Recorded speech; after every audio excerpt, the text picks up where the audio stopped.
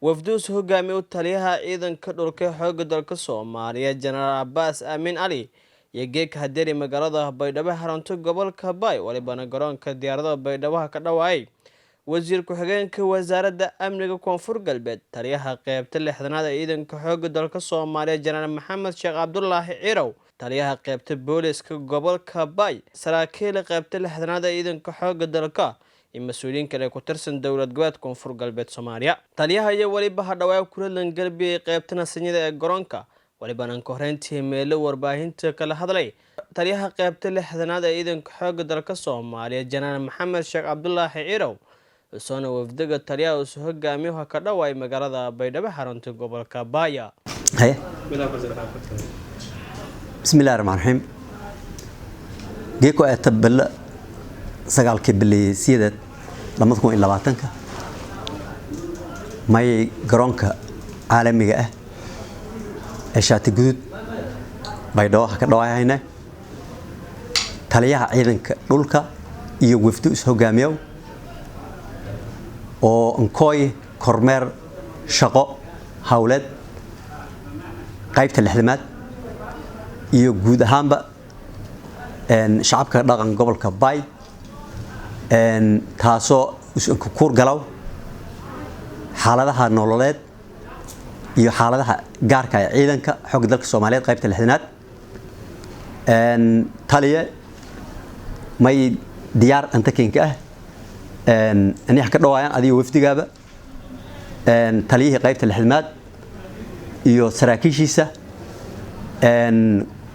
golihii wasiirada koonfur galbeed taliyihii qaybta booliska qaybta booliska Soomaaliyeed ee gobolka Bay way kalena hadhawaaw adiga wafdigaaba ha ka dhawaada meel raay Baydhabo Janaay iyo farxad oo waliba gobolkan safaylan kasaas gobolada special ku jeeday eediyada hakeen dhawaan adiga wafdigaaba welcome intaas kure General Abbas Amin Ali taliyaha ciidanka dhulka xoogga dalka Soomaaliyeed ee Warbi ujeedadu saandari magaalada Baydhabo xarunta gobolka Bay waliba uu sheegay in koyosha uu seeto kormeer shaqo oo saakadari magaalada Baydhabo iyo korgarowka xaaladda ciidanka qaybta 6aad ee xoogga dalka Soomaaliyeed ujeedada socodkaana ma iya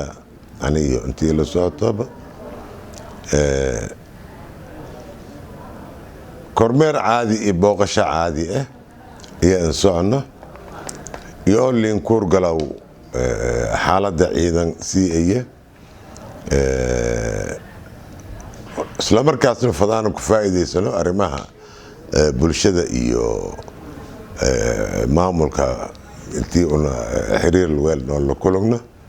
iyo ujeedadana intii abuurno iskaashi ku dhaxeeya bulshada deegaan magaalada Baydhabo maamulka oo khaaska u ah iyo ciidamada militariga la fadaw intii iska hirimaan wada shaqeeyna dhaxmarta taasoo aragaan intii walwing tahdilka guuleysada insha Allah waana ka guuleysada doogna ujeedadana taasa socodkaana ka sahay eedan ka mahadnaga